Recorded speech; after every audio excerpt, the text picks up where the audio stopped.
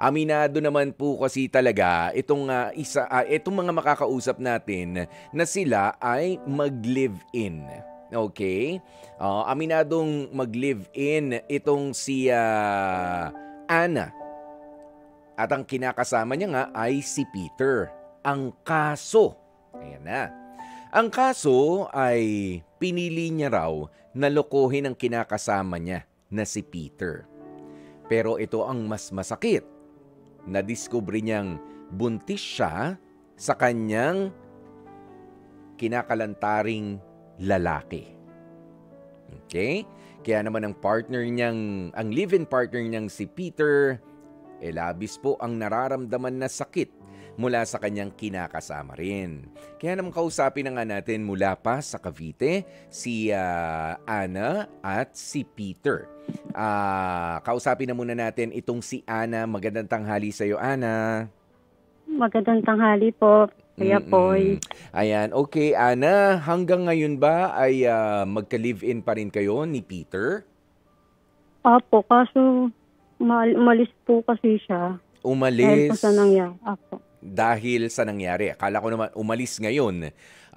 Okay, umalis siya dahil sa nangyari. Kwentuhan mo nga muna kami sa pag-uumpisa ng relationship ninyo nitong si Peter. Gaano na ba kayo katagal na nagli-live-in? Kayo ba ay childhood sweethearts? Sige, kwentuhan mo kami. Ano po, Kuya Poy, nagkakilala po kami sa FB po. Tapos siya po na nag-chat po sa akin. Tapos hanggang sa lumalim na po yung pag-uusap po namin. Tapos hanggang sa nagkita po kami. Tapos nung nag-live-in din po agad kami. Tapos 4 years na po kami live-in po. Okay. 4 years na kayong magka-live-in itong si Peter. Yan, wala namang nagpakilala sa inyo. So halos total strangers kayo, no? Apo. Oo, nagkakilala lang. Ayan, samantala, syempre, kaninong bahay ba yan tinitirhan ninyo? Nangungupahan ba kayo o bahay mo ba yan o sa kanya? Nangungupahan lang po. Okay, parehas naman kayo may mga trabaho. Apo, siya po security guard. Tapos ako po nag-online selling lang po. Okay. Sige. Hanggang dyan na muna yung tanong ko sa'yo. Masaya naman yung 4 years na yon, ano, na pinagsamahan ninyo. Sobra po. Nga lang nagkamali ka. At aminado ka ron, Ana. Apo. Okay. Kumustahin naman natin sa kabilang linya si Peter. Peter, magandang tanghali naman sa'yo. Magandang tanghali po, Kuya Poy. Ako nagpapasalamat na ikaw naman ay makakausap pa namin. Dahil nga sa hindi dito sa atin, sa lipunan natin, kapag ka ang lalaki nagloko, mas katanggap-tanggap, pinapalakpakan pa ng mga tropa. Pero kapag ka ang babae ay nagloko, ay para bang nakakahiya. Pero kapag ka ikaw nga yung involved doon ikaw yung sabihin na natin, Peter, na naiputan sa ulo, willing ka pa rin na humarap sa amin. Okay, nakausap ko kanina si Ana at ang sabi niya ay umalis ka muna. Magka-live-in kayo pero umalis ka na muna. Nasaan ka ngayon? Opo. Bali po nasa magulang ko po dahil sa nangyari nga po, Kuya Poy. Nagkwento sa amin si Ana na 4 years ago, una ka nag-chat sa kanya sa Facebook, ganyan, wala lang, nagkakilala, nagkagustuhan, at nag-decide na nga na mag-live-in. At masarap at maganda ang inyong pagsasama doon sa 4 na taon na dumaan. Tama ba naman yon, Peter? Opo, tama po, Kuya Poy. Tama naman. Nga lang, eto na. Kwento mo nga sa amin. Maganda naman pala yung pagsasama. Wala namang malaking problema. Papaano mo tinanggap agad nung ang dami sasakyan Ayan papaano mong pinroseso? Okay? Paano mong pinroseso, Peter, nung malaman mo, nung aminin sa'yo nitong si Ana na meron siyang nagawang malaking pagkakamali? Ngayon po, Kuya Poy, ang hirap pong tanggapin. Siyempre dahil po sa nangyari. Papaano ba, Peter? Nagugulan po kaya po yun. Oh, Peter, ano ba, nahuli mo ba siya? Nagtaka ka ba? Or siya mismo Bali, ang lumapit sa'yo? bali po, sa chat, nahuli ko po siya. Mm. May kachat po kasi po. Oh, so, hindi Busy talaga... po ako sa trabaho eh. Sorry? Ano yun? Busy po kasi ako kaya po sa trabaho. Mm-mm. Ang gabi po kasi lagi yung duty ko po eh. Mm-mm.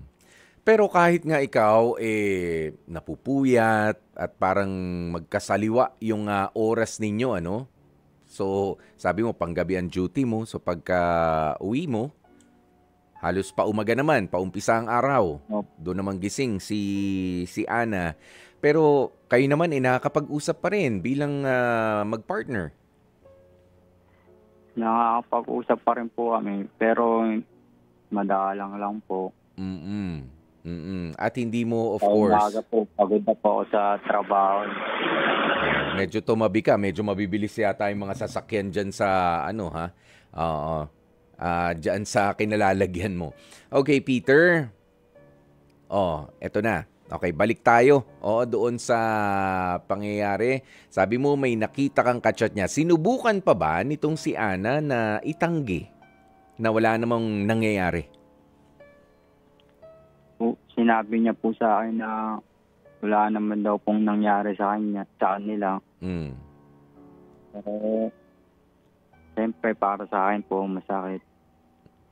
Mhm. Hindi na po namin sa akin na may nangyayari na po sa kanila. Mm. Hanggang sa nalaman ko lang po na buntis na pala po siya. Pero wala naman pong nangyayari sa amin kasi puro away, puro ganun po kami. Okay. So, nahuli mo siya, nagkatampuhan, at wala muna kayong labing-labing. Pagkatapos, malalaman mo na lang na buntis na siya. Nalaman po na buntis na po pala siya. Ilang buwan ng buntis si Ana? Bali po, 2 months po. Oo, 2 months na. Sa loob nga ng 2 months, nagkakatampuhan kayo dahil dun sa nahuli mo. 'Di ba? Opo. Oo. Opo, kaya. Kaya yun nga rin, tatanungin ko, sigurado ka bang hindi naman din ikaw ang ama ng dinadala nitong si Ana? Nga lang, sa ganang hindi naman na tumanggi si Ana nang malaman nyo na buntis siya, syempre, kahit pa nga nalaman mo na hindi ikaw ang ama, di lalong medyo mas mahirap tanggapin yon, Peter. Opo, kuya po. Masakit po. Okay. Sige, alam mo, ramdam na ramdam ko sa boses mo, Peter, yung pagkalito at yung pagtatanong pa rin, ano ba ito nangyari? Ba't ba nangyari sa amin ito ng aking minamahal na si Ana? Kaya sige, huminga ka muna dyan ng malalim. Balikan ko lang si Ana. Ana, ang sabi Hello. dito ni Peter, katulad ng ibang mga nahuhuli, ay isa ka rin doon sa mga naniwala sa kasabihan na huwag kang aamin. Diba? Opo. Oo. Nga lang, papaano mo na inumpisahan na aminin kay Peter na, okay, meron kasi talaga nangyari. Tama ka sa hinala mo. Actually, merong nabuo. Ano po yun eh, Kuya Poy, nung nahuli niya kami, hindi po, umamin po ako, pero hindi ko siya inamin namin nangyari. Kaya napatawad niya po ako noon. Pero nung one time po na, siguro mga ilang linggo na nakalipas, pinaglutuan po niya kasi ako ng pagkain. Tapos parang naduduwal po ako sa amoy. Parang susuka po ako. Tapos hanggang sa nagalit siya, pinaghinalaan niya po ako. So sabi lang din po namin nalaman na buntis po ako. Hindi ko rin po alam na buntis ako.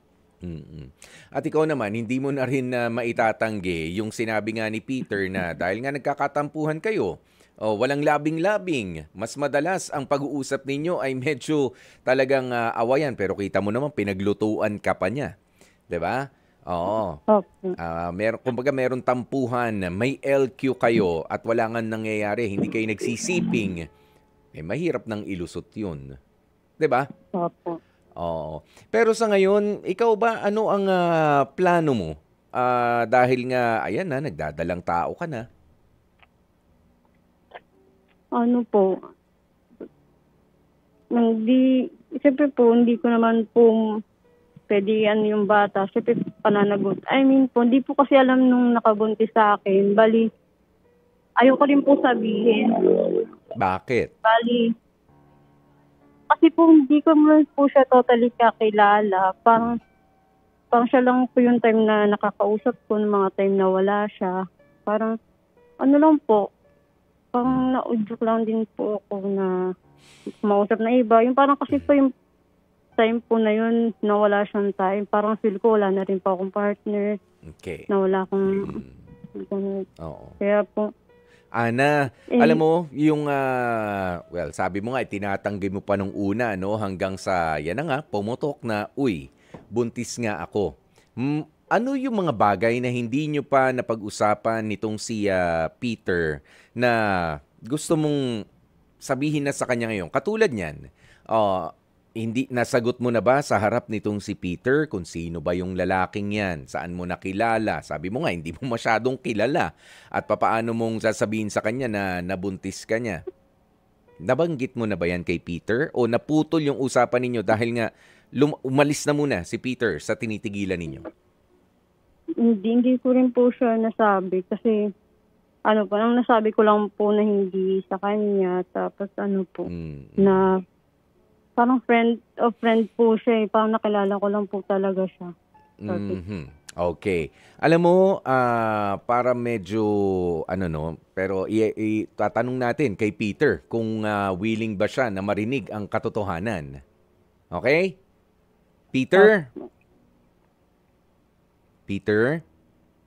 Yes po. Oo. Ikaw ba ay nakapagpahinga na? Ikaw ba ay nakapag-isip-isip na rin? Ha? O hindi ka nakakatulog nitong mga nakaraang araw na maayos? Totoo po. Nahirapan po makatulog dahil sa problema nga po. Oo. Pero ikaw naman ay willing na, siyempre, alam mo naman, Peter, kailangan talaga natin na malaman yung katotohanan bago tayo pumunta doon sa kasunod na desisyon sa ating buhay. Di ba may ganon? Kailangan mo malaman yung katotohanan eh. Open ka ba na malaman ang katotohanan? Opo. Ready ka? Kung ano man yung masakit na katotohanan. Kasi alam naman na natin, for the past few weeks, talagang masakit na nga yun nangyari. Kaya mo pa? Kaya po, Kuya Poy. Dapat kayanin mo. Dahil ito yung ito yung magde-define kung papaano ang gagawin ninyo sa relationship ninyo. Kung isi-save pa ba? Itutuloy ba? Pananagutan mo ba? Kasi ang dami nyo palang mga tanungan at mga sagutan na hindi pa natutuldukan talaga. Oo. Dahil, mataas ang emosyon nyo nung panahon nga na nalaman nyo na buntis itong si Ana at galing yan sa ibang lalaki, ang pinagbubuntis niya. Mataas ang emosyon, mabuti na rin yung ginawa mo na lumayo ka na muna, na makapag-isip-isip. Diba? Opo. Okay. So Peter at Ana, ibibigay ng programang ito ng Heart to Heart ang pagkakataon para sa inyong dalawa na makapag-usap at masabi yung mga bagay na dapat malaman ng inyong kapareha. Kung ready na kayo, Ana, ituloy mo na yung sinasabi mo kanina. Ipakilala mo na muna yung lalaking yon kasi siguro deserve din ni Peter. Saan mo ba nakilala yan? Yun yung tinatanong niya na ipinagkakatanggi-tanggi mo dati. Tama ba? Apo. Yan. At Peter, ikaw naman, pwede ka rin naman magtanong kay Ana kung gugustuhin mo. Narinig nyo naman ang isa't isa. Malinaw mo ba narinig si Ana, Peter? Opo. Okay. At ikaw naman din, Ana, narinig mo naman si Peter, kung magtatanong rin siya, kung meron siya mga gustong linawin. Ito na ang pagkakataon ninyo. Okay, Ana, ipakilala mo nga sa amin, lalo na kay Peter. Sino ba yung lalaking yan? Okay, tuloy. Sabi mo, Peter. Peter. Ay, Yan. Ay, Kay Peter mo Peter. sabihin. Peter. Siguro alias na lang po. Tatawagin ko na lang po siyang Mark. Bali, nagkakilala kasi kami sa text-text lang kasi friend of friend. Tapos nagkakilala, tapos nag-text, nag-usap-usap ng mga time na wala ka ng oras sa akin. Mga panahon parang feel ko hindi na ako mahalaga, na yung tipong hindi ko na ma-feel kung nasa relasyon pa ako, kung may oras ka pa ba, kung mahal mo pa ba talaga ako. Tapos hanggang sa nag-usap-usap ng matagal. Una, wala namang mali siya eh. Nag-usap-usap kami. Tapos pagkatapos nun, nagkayaan na magkita. Tapos nag-inuman. Tapos doon na nga nangyari. Kaso isang beses lang naman talaga siya nangyari. So hindi na naulit kasi alam kong maling-mali na ginawa ko siya. Talagang nagsisisi talaga ako sobra. Kasi alam mo naman kung gaano na tayo katagal, na sobrang talagang mahal na mahal naman talaga kita eh. Nagsisisi talaga ako sobra. Hindi ko talaga sinasadya. Kaya handa naman ako maghantay kung hanggang kailan mo ko mapapatawad. Kung mapapatawad mo ba talaga ako. Pero sana tanggapin mo yung kapapatawad mo ko, tanggapin mo yung pinagbubuntis ko kasi syempre inosente siya. At sana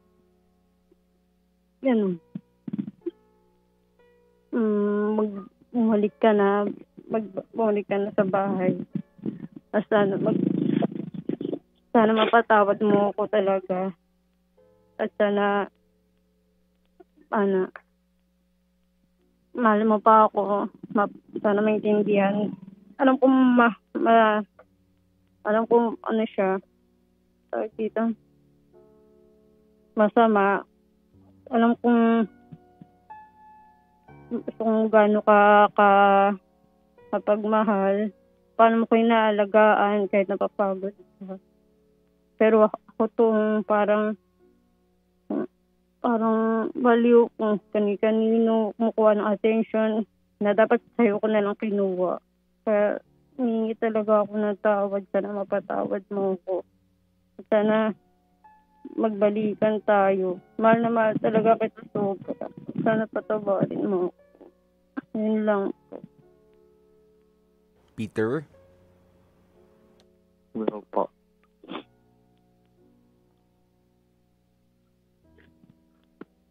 Masakit para sa akin yung ginawa mo. Dami kong katanungan bakit yung nagawa sa akin yun.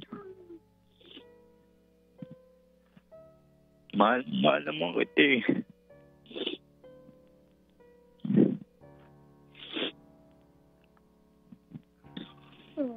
Sorry.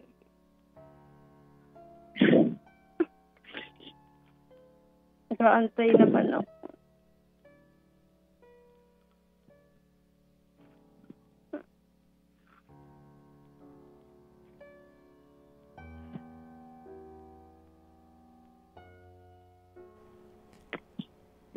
Peter, may mga... Go ahead. Sige, tuloy mo, Peter. Sige.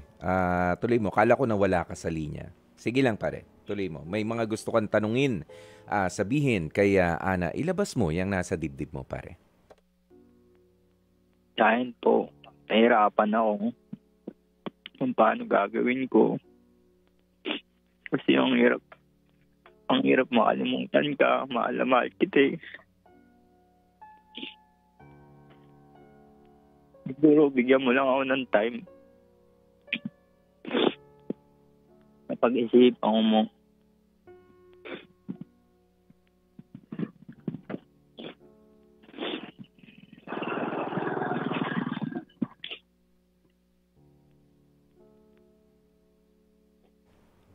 Ana? Yes po. Naintindihan mo rin naman yung punto ni Peter na kailangan mo talaga maghintay ng konting panahon pa para sa desisyon niya kung babalikan ka ba niya o hindi na. Opo, kayang-kaya ko naman po mag-antay.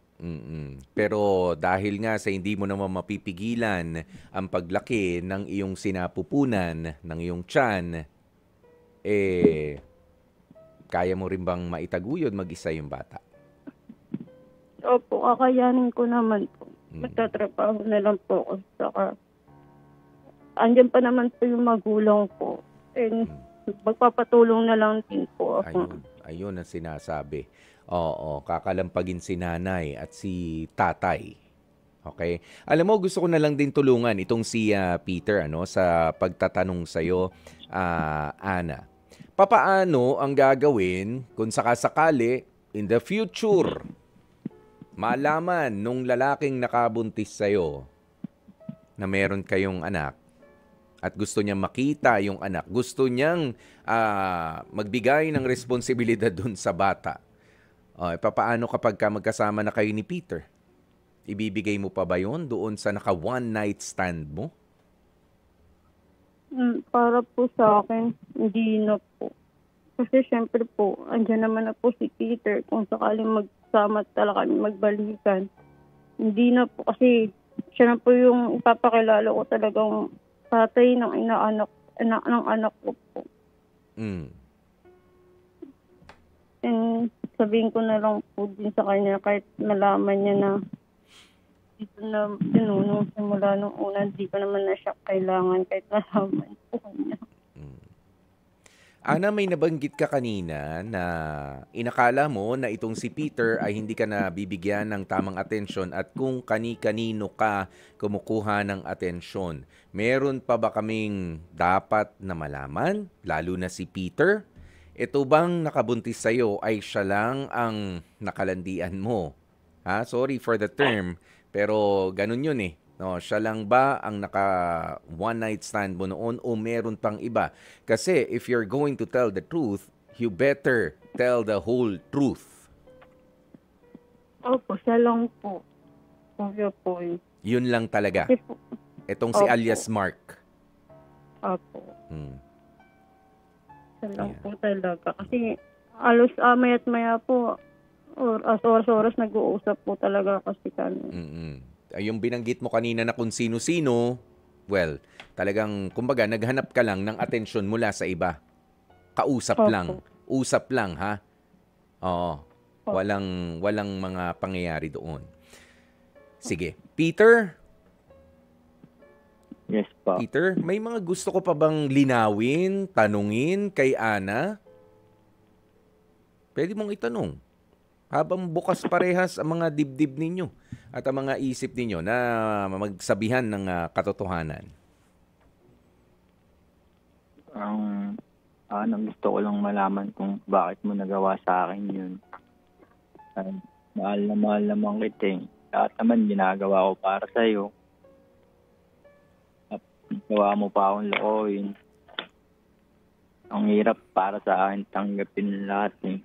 Naguguluhan pa ako eh.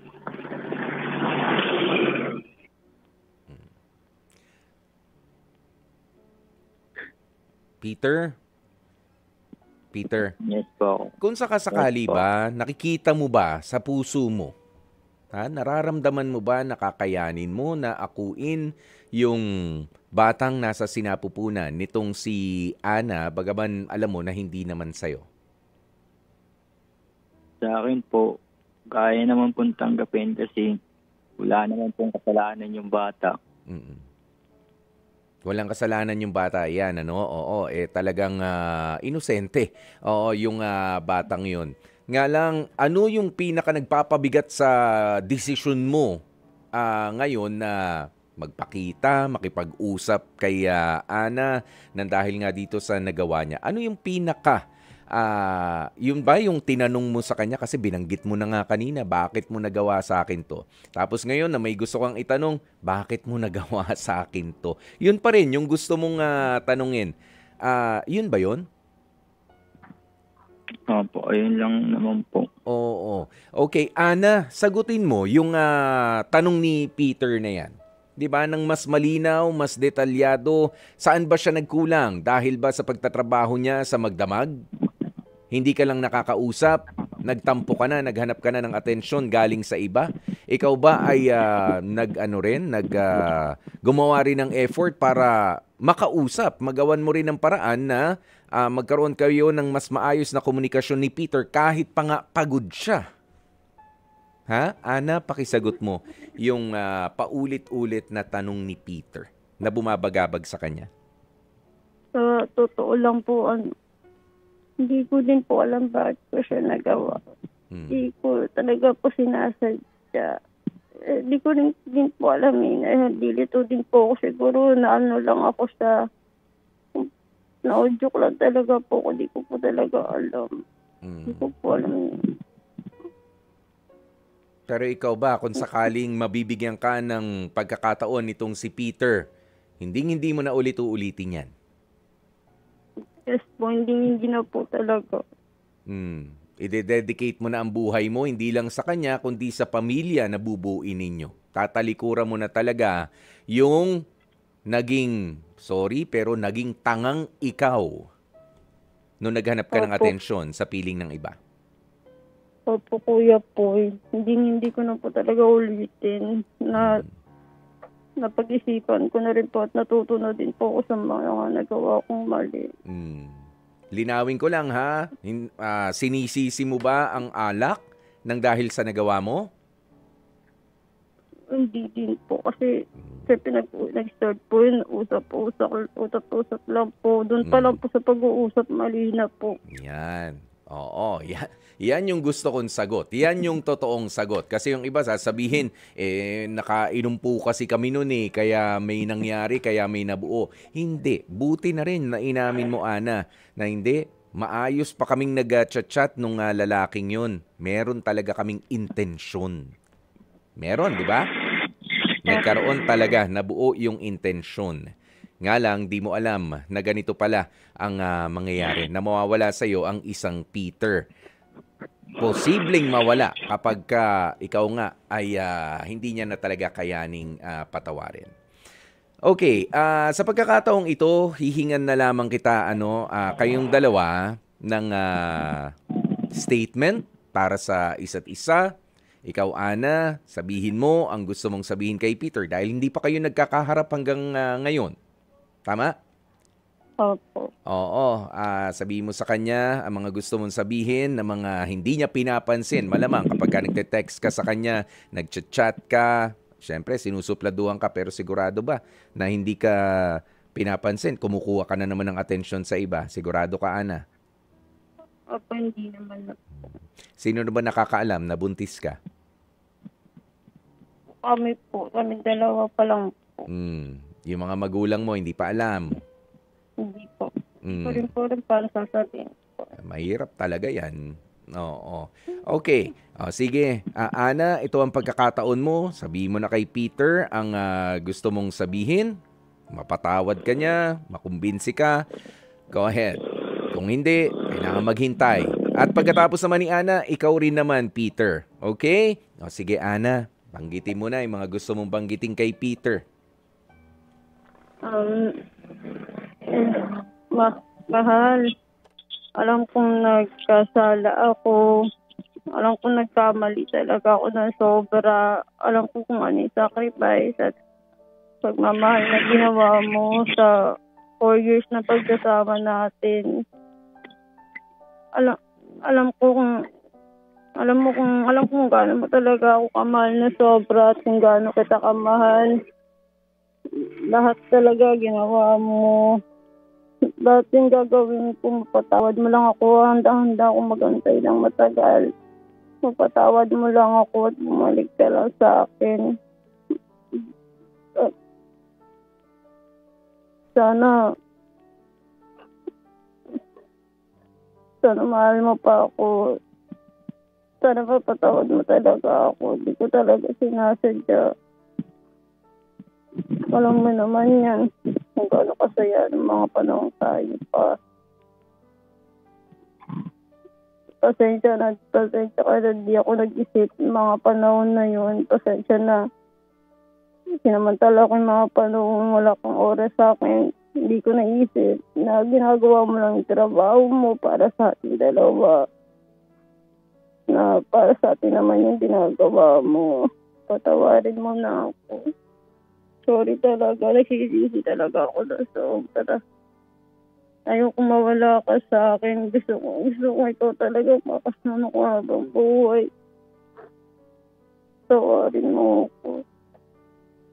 Nagsisisi talaga ako. Peter? Yes po.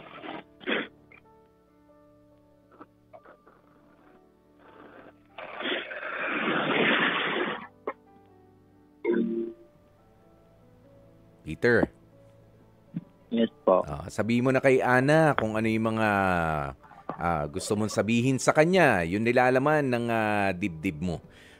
Dahil hindi naman natin masasagot ngayon ang lahat ng mga katanungan, pero at least kung meron kang bilin sa kanya na sabi mo nga mahal mo siya o kung ano pa man, yung sama ng loob mo, ilabas mo lang. Sige, Peter, ito na ang pagkakataon mo. Hanggang ngayon din naman, mahal din kita. Pero, hindi ko naman kayo kayang pabayaan. Hintayin mo lang siguro na maging okay ako. Babalik pa rin naman ako. Pag-iingat ka. Mahal na mahal kita. Yun lang po. Alam nyo, man of few words talaga itong si Peter. Siguro dahil yan sa kanyang kalituhan pa sa nangyayari. Pero buti na rin, Peter, na humingi ka ng mas mahaba-haba pang panahon para makapag-isip-isip din. Dahil mahirap yung nagdedesisyon tayo ng pabigla-bigla. Believe pa rin ako sa'yo, Peter. Dahil sa tunay na pagmamahal, may ganyan ho talaga Kaya ikaw na rin, ang tatanungin ko, ano ba ang HEART decision mo, pare? Dito ngayon, yung letter H ba na half and half, talagang 50-50 ang desisyon, babalik ba o hindi na sa relationship ninyo, o yung letter E, yung i-evaluate muna, letter A, approve, pero wait ka lang dyan, di ba? Or yung R na reject na, ayoko na, tapos na to. At yung letter T, yung try again. Peter, ikaw na nga ang sumagot sa amin. Letter A po, babalik pa po, pero hindi pa po muna siguro sa ngayon. Konting panahon pero pa. Babalik po ako. Pero approve na approve pa rin? Ganun mo kamahal itong si Ana? Opo, mahal na mahal ko po siya. Ana, wag mong sasayangin itong mukhang merong ray of hope na nakikita tayo sa balikan ninyo. Pero wag mong gagamitin ito na bilang unreasonably ay paano ba sasabihin ito, susi para magloko ulit o magpa-easy-easy na lamang at magkamali. Ana? Opo. Mahirap yung ginawa mo. 4 years na kayong nagsasama na para bang mag-asawa nitong si Peter. Ang dali-dali na may nangyari sa'yo, iiwanan ka na niya. Ganun yun 'di ba? Yun naman pala hindi sa akin yan, alis na ako. Legally, wala kang habol sa kanya. At wala, kahit hamunin mo ng DNA, alam mo na hindi ka naman makakahabol dito kay Peter. Kaya kung sakasakali magtuloy-tuloy nga na maging positibo ang resulta nitong gusto na mangyari mo at ni Peter, ingatan mo. Ingatan mo tong taong to, ha? Opo, Kuya Boy.